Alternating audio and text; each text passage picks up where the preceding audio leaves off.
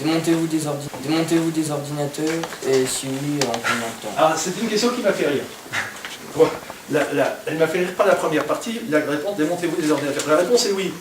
Alors, mais c'est pas pour aller mettre des pièces dedans, pour les démonter ou pour les réparer. Ah si. C'est surtout pour les réparer. Mais pour les réparer, pour que ça tourne. Parce que, tout comme je vous disais, quand vous travaillez 24 heures sur 24 sur des machines qui font, vous les poussez dans leur retranchement, il n'est pas rare qu'on ait une machine qui fume. C'est-à-dire que vous ayez ou une alimentation à changer, ou une barrette de RAM qui pose problème, etc. Donc forcément, quand... en plus, je vous dis, moi, ça fait maintenant 30 ans que je fais de l'informatique. Quand je suis arrivé sur le marché, les premiers PC arrivaient aussi, vous pensez bien qu'à l'époque, on démontait tout. Donc si vous voulez démonter une machine, en théorie, on est obligé de le faire. Mais on n'est pas plus mécano que ça. Si vous voulez, c'est... je dirais, pour faire un parallèle, on est plus chauffeur de voiture que mécanicien. Hein, mais il est évident regardez un camionneur, il ne répare pas son camion.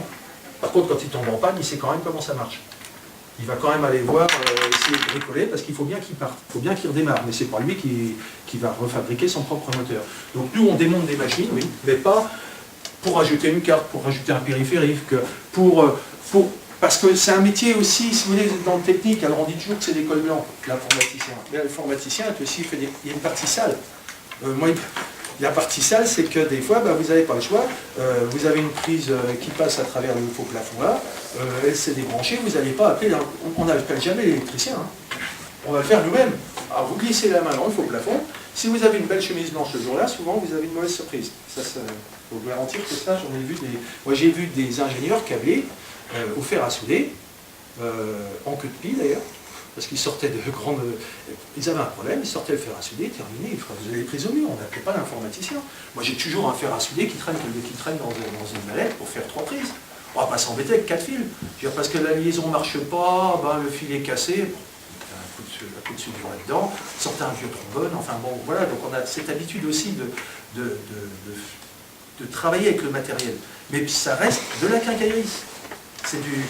Donc c'est pas notre métier, mais on y est obligé parce qu'on y est confronté. Donc vous êtes toujours en train de vous balader avec du câble. Alors, ce genre de choses, voilà le genre de trucs avec lesquels on se trimballe. Alors du câble réseau, du câble vidéo, du câble téléphonique, du bout de raccord, on ne sait même pas ce qu'ils font là, vous voyez, il y en a dans tous les coins.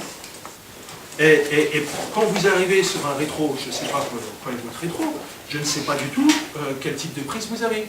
Donc de la même façon, on a toujours plus ou moins à droite à gauche les bouts de raccord pour essayer de se raccorder sur à peu près tous les formats mais pour que ça passe. Donc effectivement, on vit avec le matériel, mais ce n'est pas notre passion. Hein. Mais ce qui explique aussi pourquoi je vous disais qu'il faut de l'espace au bout d'un moment. Parce que les placards, ils regorgent de morceaux de câble. Il y a tous les formats du monde là-dedans. Bon, il y en a, je ne sais même plus ce que c'est comme format. Et donc il y en a dans tous les coins. Quoi.